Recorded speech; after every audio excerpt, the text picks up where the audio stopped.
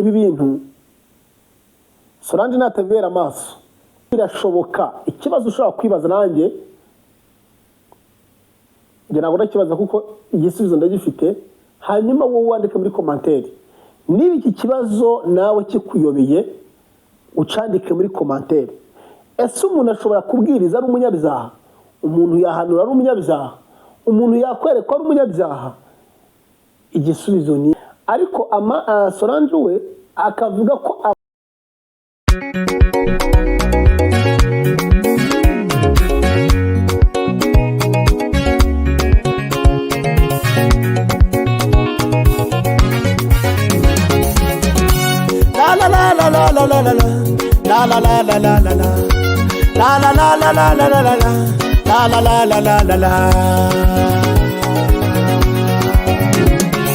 iki nicyo gihe cyanjye, nawe nicyo gihe cyawe. Yesu araje ashyira ukuri ahabona, akarengane kawe Yesu yarakabonye, akira umunezero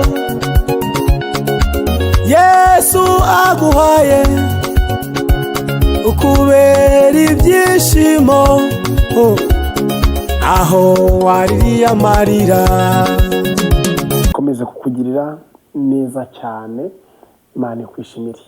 Turabasuje bari mu Rwanda, bari rwota amasimbi, mwese mukomeza kunezerwa kandi mukomeza kugubwa neza mu izina rya Yesu. Imana niyo kwiringirwa kandi Imana niyo kwizerwa. Tugiye kuza kuganiraho Imana iba umugisha.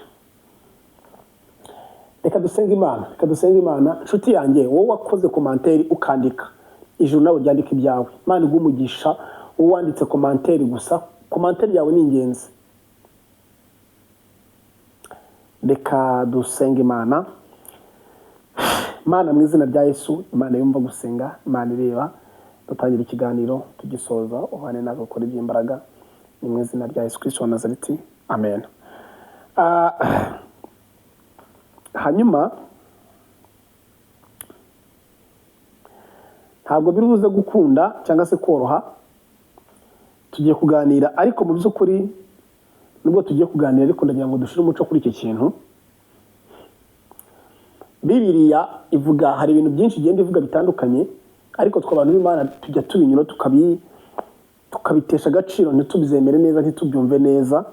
Ariko ndagira ngo mbabwire ngo uyu mwanya tuvugana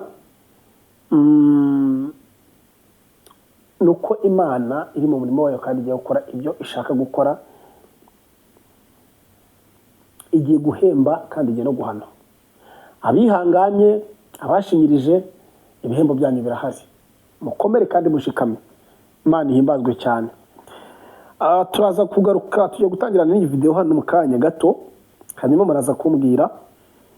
Hari ibintu bibiri ndaza kubabaza cyangwa se bitatu ndaza kubibariza, hanyuma maze wandika muri commentaire. Ndashaka kugira ngo wandike muri commentaire iki kintu ngiye kukubwira. Ubundi umuntu agizwe n'ibice bitatu by'ingenzi mu buryo bw'umwuka. Hari uburyo umuntu uwe ubwe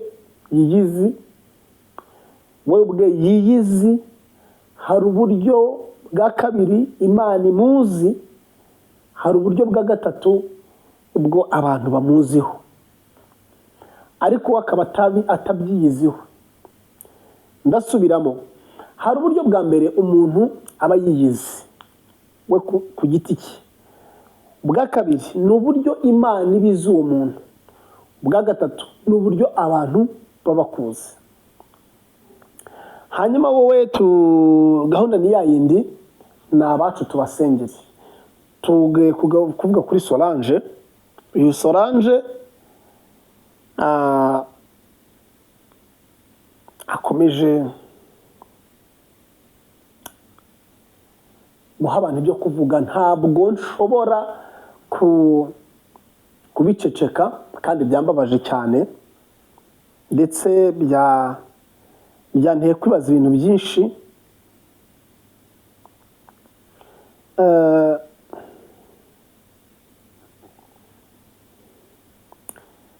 mfite agahinda mu mutima kubona uyu mubyeyi Solange, mureke tumusengere, tumushyire imbere y'Imana. Ni umuntu w'Imana.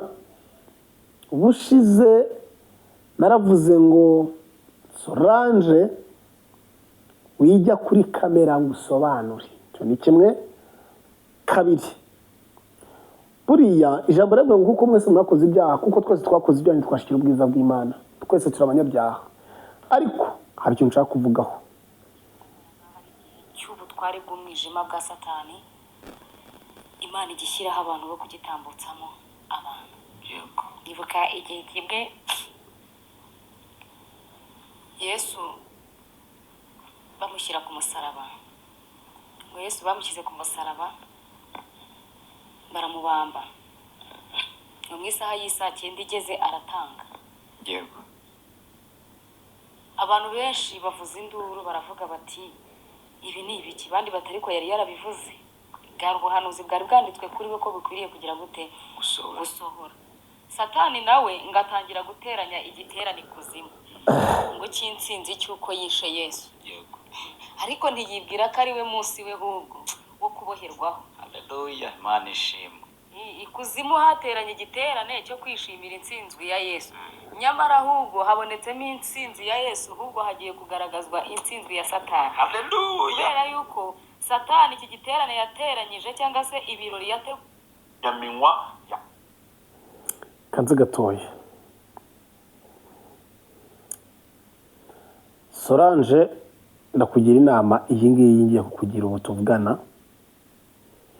Ndakugira inama ngo ubu ngubu tuvugana, ubu ngubu turi kumwe, ubu ngubu ndi mu kiganiro, natangiye ikiganiro. Ubu ngubu uri kumva iki kiganiro, ubwo turi kuvugana. Kubw'imbabazi z'Imana no kugira ngo ibintu uri gukora bijyeho umuco mu buryo bubiri. Solange, reka nkubwire ibintu ugiye gukora ukavanwaho urubwa. Ibintu uramuka ubikoze uravanwaho urubwa, ubwiza ukuri. Ariko nutabikora uraza guhangana n'Imana, kandi ntabwo byaza kugukundira, ntabwo washoboka guhangana n'Imana, ntibyashoboka. Wasomye Bibiliya, uri umuvugabutumwa, uri umuhanuzi, uri umubwirizabutumwa, byose Imana yaguhaye impano ikomeye. Ariko nyumva iyi kintu ngiye kukubwira. Ubundi mwa bantu mwe, hari ibintu bibiri ivuga. Iyo abantu babiri bari gusezerana, baravuga ngo nta kindi kizadutandukanya, ariko tuzatandukanywa n'iki? N'urupfu.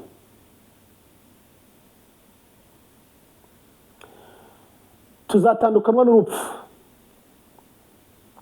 Solange yaciye mu bintu bikomeye, uko ibi bintu ari gucamo ni ibintu avuze imbere yaho. Ubundi kuva 2024 niho byatangiye. 2024 uko ngewe naramusengeye mbona revelation ye, ariko birangiye ndavuga ati ngomba gukomeza gusenga Imana. Abantu b'Imana saba guterwa amabuye, ariko nanone ntabwo saba guterwa amabuye, saba kwangwa, ariko nanone nabo kugira iki? Inama. Turi abantu b'Imana, ntabwo mwantera amabuye ko ndi kuvuga Solange. Ngomba kumuvuzgaho nkama message, ndetse sinawe gusa, hari n'abandi bagomba kuba babona message like nk'iyi ngiyi. Solange amaze 2024 nibwo Solange yatangiye kusa nkaho ari gutegura ibyo ashobora kwibanamo. 2024 ukwezi kwa gatanu, kwa karindwi,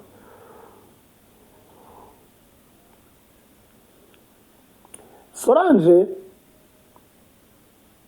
we yatandukanye n'umugabo muri iyo myaka ariko 24 ariko bigirwa iki ibanga. Solange ashinjwa Pamphile agashinjwa Amani, ariko Solange we akavuga ko Amani ari umwana yagize gute yashakaga kurera, yariraga iwe mu rugo.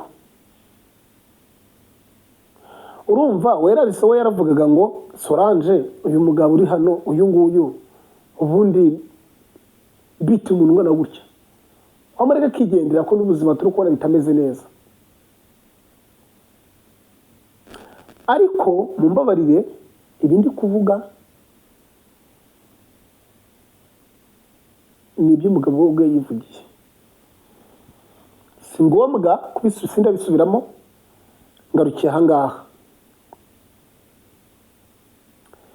Ariko byakomeje kuba ibindi Solange afata icyemezo bucece, arangije aragenda. Hanyuma andika iruhande iki kintu ngiye kuvuga. None se wakwibaza ko ibi bintu itorero rya ADEPR Solange yasengeragamo na Musafi na Werarise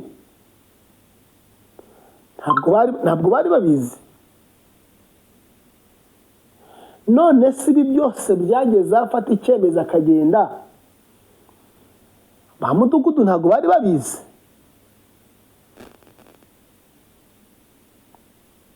Aho batuye ntabwo bari babizi? Ikibazo ushobora kwibaza, nanjye nshobora kujya gute kwibaza. Ikindi, buriya niba ari ikintu kibaho giteye n'agahinda, ni ukuntu umuntu ashobora kuba azi ko ari mu nzira nyayo ariko yarayobye. Uraza kunyumva neza? Hari ukuntu umuntu aba azi ko ari mu nzira nyayo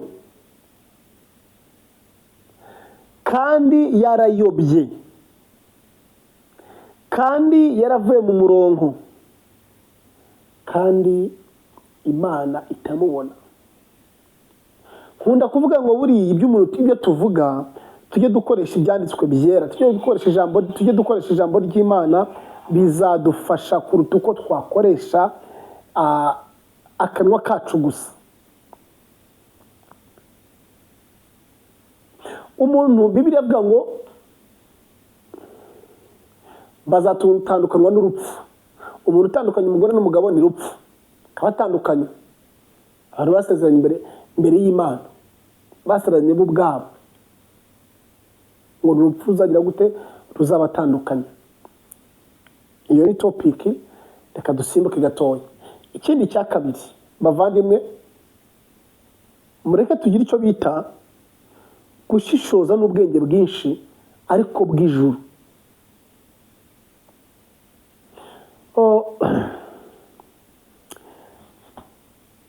ADEPR ibi bintu umwaka ushize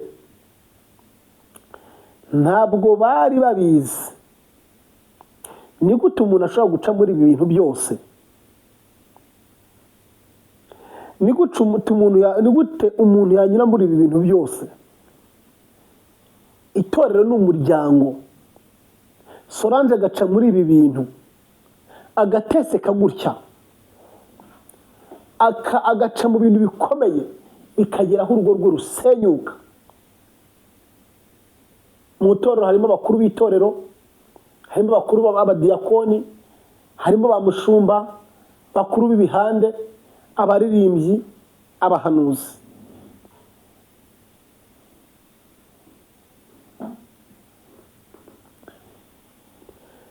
Bavandimwe, nshuti z'Imana, aya matorero se yo yaba atumariye iki? Yo yaba amaze iki?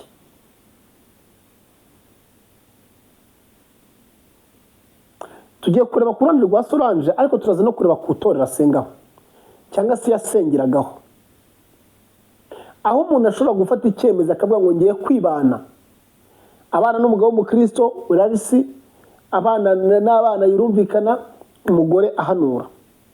Ni byiza, nanjye ndi umuhanuzi w'Imana, ndi umuvugabutumwa, ndi na pasiteri, ariko ndagira ngo mbabwire inshuti z'Imana mubyumve,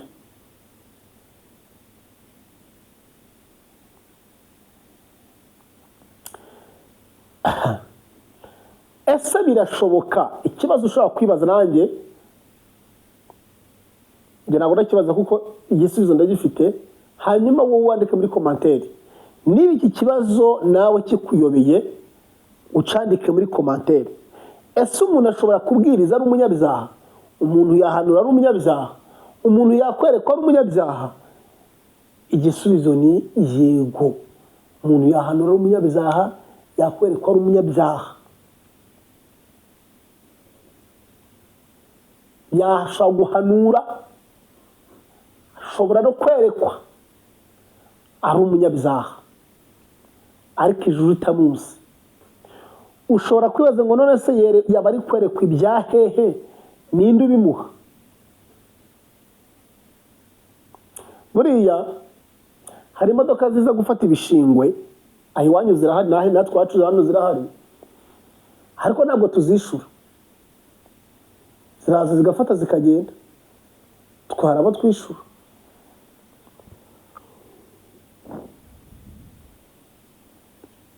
Twe hari abo twishyura, zidukora ibyo zidukorera, twe hari abo tugira gute twishyura. None se aba bantu ntibameze nk'ibimodoka bishaje bigenda bigafata ibintu by'abandi, imyanda y'abandi, abandi bagasigara bameze neza, bo bakagendana ibibembe?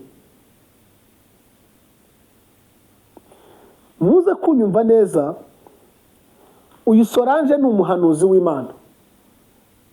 Navuze ngo umuntu ashobora guhanura ndetse akerekwa ariko Imana itamuzi.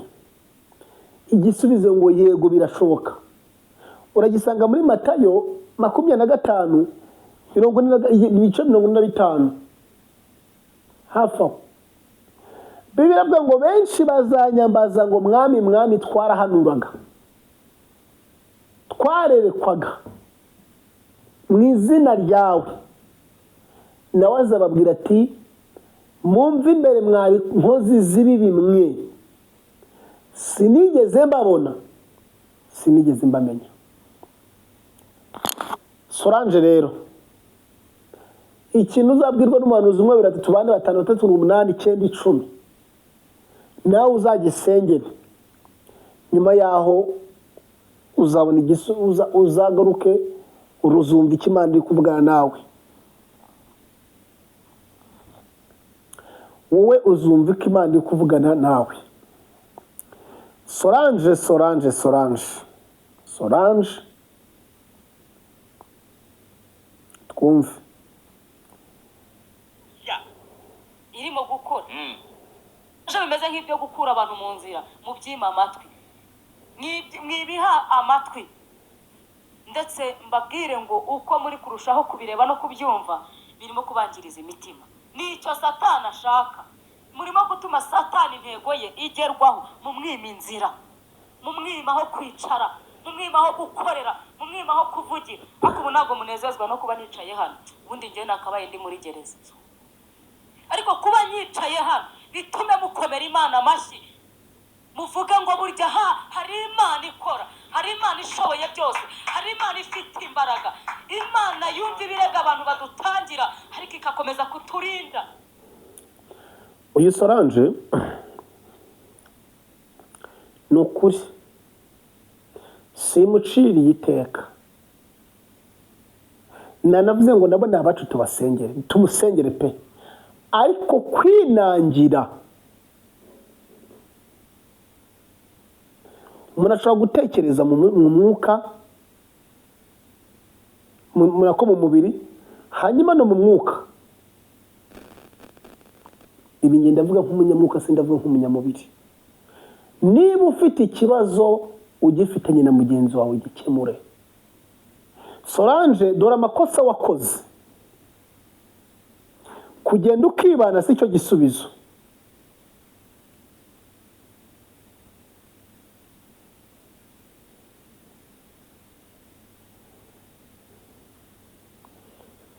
Ibi bintu ntabwo bisobanutse. Solange, tugusengere, ariko ibi bintu ntabwo bisobanutse. Muri iyi Imana irera, ntabwo ushobora kuvuga Imana ufite ibintu bibiri bitatu. Yego, abantu bakurwanya, abantu bakwanga, ibikoresho bya Satani byahiga iyerekwa ryawe bigashaka kukuzimya. Ariko se ko mbona hari ibintu bigaragaza uruhare rwa Solange agomba gukora atakoze, uruhare yakagombye gukora akatigeze arukora. Icya mbere, Bibiliya itwigisha kwihangana, nk'uko Imana twigisha kwihangana. Hari abantu baciye mu bigeragezo biruta ibyo Solange yaciyemo, ariko baracyari mu rugo. Ntabwo ndajya kureba ka Solange ngo tuganire cyangwa se ngo dukorere ikiganiro, ariko nta nubwo ndavugisha Werarisi. Njye si ngombwa ibi sinanabikora. Ngize amahirwe n'umugisha nababwira ngo, kuko Imana izabiduhembera, nababwira ngo ndagushaka Werarisi, ndagushaka Solange, umwe kuri side undi kuri side, bitewe n'icyo Imana ishaka baba open. Kandi mu by'ukuri Solange, umugisha uri kubona ntabwo uri kubona kubera ko ari wowe uri gusenga. Umugisha uri kubona kubera abana. Ntugire ngo abantu Imana iri kubagira gutya bakaguhereza imigisha, wowe nta mugisha wakagombye kubona, kubera yuko imigisha iri kubona imigisha iri kuza kubera iki? Abana. So ko utari umunyamugisha, ariko ibi uri gucamo, aya masengesho uri gusenga, ntabwo ari muri gukuramo imigisha. Ni ukuri, ndakubwiza ukuri. Iyo umuntu aboshwe n'imbaraga z'umwijima, natangiye mbabwira ngo ubundi umuntu ari mu buryo butatu. Hari uburyo umuntu yiyiziho ku giti cye, we yiyizi. Kabiri, hari uko Imana imuzi, ibikuzi cyangwa sinzi. Gatatu, hari uko abantu bakuziho. Hari igihe abantu bakumenya wowe ukumva ko ari uko wiyizi ari byo bihagije, ari byo bibaye. Ariko ndagira ngo nkubwire ngo ntabwo ari ko byakunze kuba bimeze, ntabwo ari ko bimeze. Solange, kubw'imbabazi z'Imana, kubw'urukundo rw'Imana, kubw'ineza y'Imana, niba ukorera mwuka w'Imana, wirwanya abahanuzi bose ngo bateshe agaciro, saba imbabazi, cyangwa se hura n'umutware wawe muganire, cyangwa se mwicare muganire. Simvuze ngo mujye kuri kamera nimushake munaziveho, mube muretse imiyaga ibanza igende. Solange, urihuse, ugiye kwitega umutego. Solange, witeze umutego kuba wagarutse kuri kamera. Solange, witeze umutego ukomeye. Solange, witeze umutego ukomeye kuba ugarutse kuri kamera. Wakagombye kuba wicaye uri gusenga, Imana ikwereka icyo gukora. Byaba ngombwa ko ukwisura na Werarisi, ukagenda mukiyunga, mukahitamo mukabana. Imana yaca inzira mutarasezeranye mu rusengero mugasezerana. Ibyo byose Imana yabishobora. Solange, have ikora ikosa udahari ubuse. Mw'abantu mwe, njye nicyo tuvuga, tuvugisha ukuri. Umuntu yarasenye, ko bimeze, yarasenye Solange. None niba yarasenye, hagize undi muntu utamuzi akavuga ati urugo rwanjye ruri gusenyuka, rumaze amezi 3 na 5 bimeze gutya, aramutse amubwiye ngo ngira inama, yamuhereza iyihe nama? Ko yavuga ngo nanjye rwarasenyutse byaranze, iki gihe biragoye biraruhije. Sinzi umuntu atanga icyo afite. Solange magingaya, abantu bari kukosha ngo ntusubirane na Werarisi, abantu bari kukubwira ngo ntimwicarane ntimuhure, ni abanzi bawe, ni abanzi b'ibyiza ku buzima bwawe. Ibintu ni bibiri, genda umusange umubwire ngo dutandukane ku neza, cyangwa se ugende umubwire ngo ibyabaye byarabaye. Uko kuvuga byinshi, Werarisi avuga byinshi, bigiye gutuma ibi bintu bitazigera birangira vuba.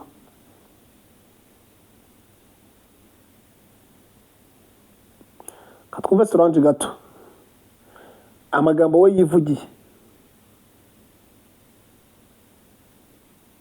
Rutangira ariko ikakomeza kuturinda. Je ntabwo nakabaye nkiri hano, ariko kubera ko hari Imana ndacyari kuri kamera ndi kuvuga. Nakabaye ndi muri ko, ariko umutima wanjye urakomeye, kuko umwami Yesu ankunda ndamahoro. Kubw'imbabazi ze nyinshi turamahoro. Iki gitumye mukuka umutima. Nehemiya abwira abantu, arababwira ati amarembo y'i Yerusalemu yarasenyutse, yagiweho igitutsi, umurimo w'Imana uriho igitutsi, ariko twe gutuma umurimo w'Imana ukomeza kubaho igitutsi, twegerane. Haleluya, twegerane. Umva abantu bajya bazana ibihumura neza, twegerane. Nitumara kwegerana dushaka icyo gukora. Aravuga ngo dukwiriye gutangiza inyubako nzima. Rwanya Satani aza. Haleluya, dukwiriye gutangiza inyubako nzima. Nubwo amarembo y'i Yerusalemu yasenye, biragaragara ko yanabaye iki? Amatongo. Amahanga yose akabibona, ariko hari icyo dukwiriye gukora. Muzane ibikoresho. Haleluya, amen. Muzane ibikoresho dutangize inyubako nzima, duhere muri fondasiyo. Ubundi kirazira iyo umugabo atakwirukanye cyangwa se umugore atakwirukanye, dore ko n'umugabo ashaka ari kuvuga ngo nta kibazo yazagaruka mu rugo. Ndababwiza ukuri, ibintu ni bibiri. Imana ntisenya, burya Imana irubaka. Ntibazababeshya, Imana ntisenya, Imana irubaka. Rero icyo mbabwira, uyu Solange nafata umwanya asubire ku mutware we guhanura. Buri Imana yaguhaye igikundiro, guhanura ntabwo babirwanira, nta nubwo babyiga. Kuvuga ngo ni ntanura, ntabwo Imana, feva y'Imana ikuriho. Niyo wamara umwaka utaza kuri YouTube, uticara kuri kamera, rimwe waza kuyicaraho, isi bikarangira isi yose kumenye, kandi abanyamugisha bagakomeza mukabana nawe, kuko Uwiteka yabategeka ibintu bikomeye, bakomeza kubana namwe.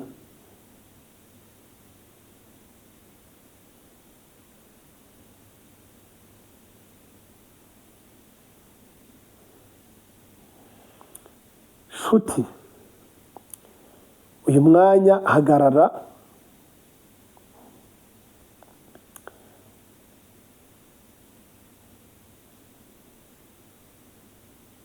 hagarara. Solange mwana w'Imana, sinshobora kukuvuga nabi, uri umukozi w'Imana, ariko umvira Mwuka Wera. Kirazira kugabura ibintu by'Imana uhetse ibintu bidasobanutse.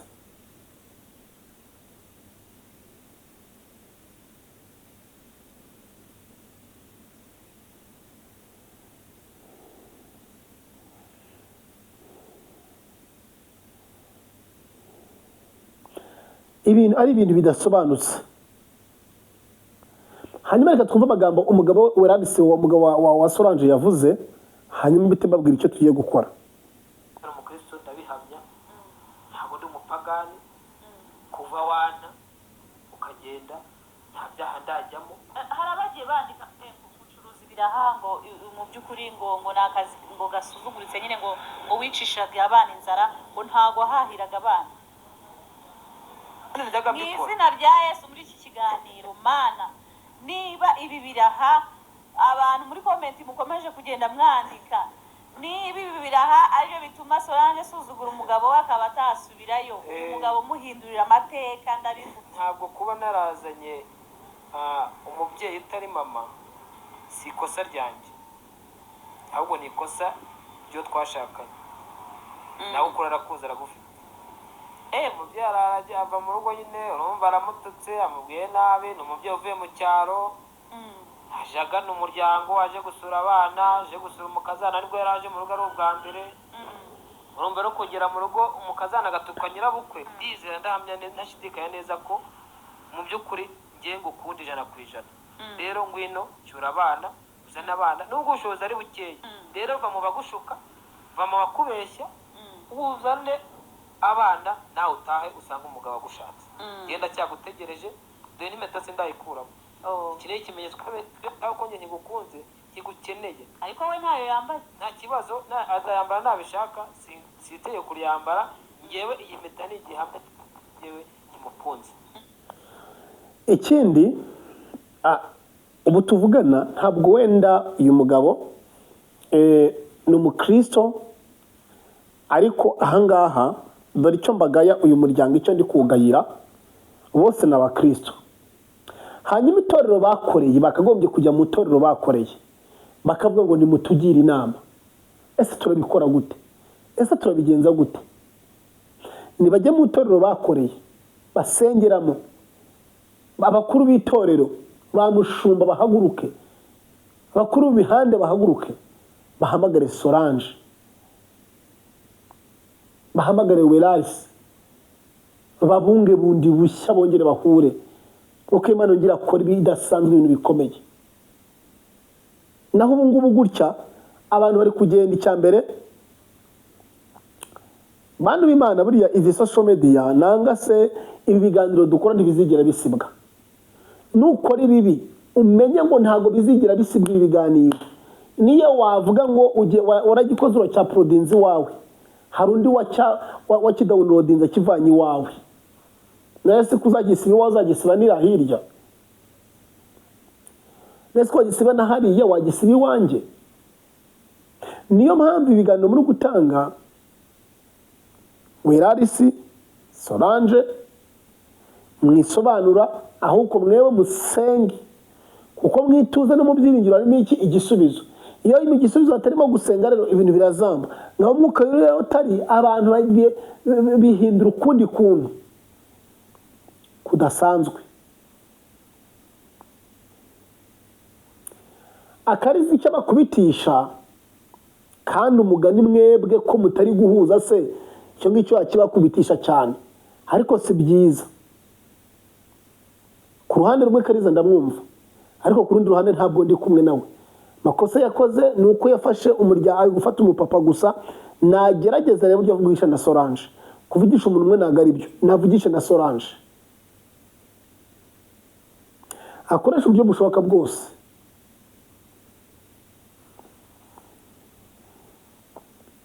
rero bantu b'Imana, ibi bintu Solange natabera amaso, ashobora kuzahera hasi kuruta yatangiriye. yego ashobora kuzahera hasi kuruta yatangiriye. niyo mpamvu ngewe mvuga ngo Solange ntibakubeshye kandi ntibagushuke, ngo bakubwire ngo nyine ngo natwe twarabataye, ngo natwe ngo ntabwo byemeze gutya, ngo biravuga ngo ngaho kugira ngo mushwane muzicane, ngo umwe yatandukana n'undi.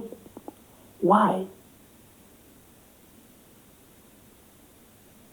turi ibikoresho by'Imana. amasengesho ahindura byinshi. kwemera ko Imana igenga ubugingo bwawe ni ishema, ariko gukomeza guhangana ukaza ukavuga hano Sora ni ukuri umwaka ntabura, uyu mwaka ushaka kubera umwaka ushaririye, kandi biba mukagombye kubikanseringa bikarangira, ariko umwaka ushaka kubera umwaka ushaririye. True 100%.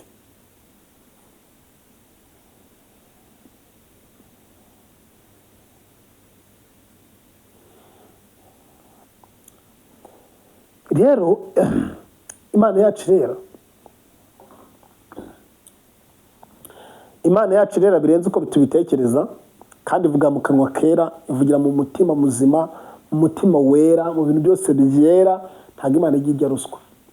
Bivuga ngo abantu benshi bazavuga muri Matayo 25, 45 hafi aho, 5 bapfu na 5 b'abanyabwenge. Ariko abanyabwenge bazabwira abapfu ngo abapfu bazabwira abanyabwenge ngo mwaduha ku mavuta yacu yashize. Bababwire ngo nibajye mu bahanjuzi bayigurire. Hepfo yaho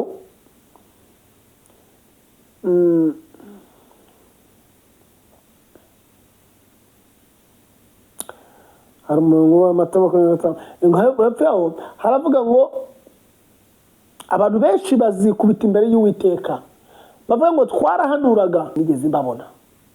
Bivuze ngo hari abantu bahanura bakabwiriza bakagira gute ariko ijuru ritababona. Imana iduhereze, iduhishurire kumenya aho iminsi n'ibihe bigeze. Imana ibashyigikire, Imana ibagirire neza, Imana ibambike imbaraga. Reka dusenge kugira ngo dusoze ikiganiro. Imana mu izina rya Yesu rero urakiranuka, ufite ubutware n'ubushobozi, wabanye natwe, twakoze iby'imbaraga, n'uhimbazwa, umugisha, amahoro utanga byose bize mwami. Gaho rero turasenze kugira ngo ukore ibikomeye. Hereza umugisha umuntu wese ugiye gufungura iki kiganiro akagisoje. Urakoze kumvisha gusenga ni mu izina rya Yesu, amen. Imana iguhe umugisha uherereye hose, kandi wakoze gutega amatwi ikiganiro tugitangira tukaba tugira gisoje. Imana ikwishimire mu izina rya Yesu.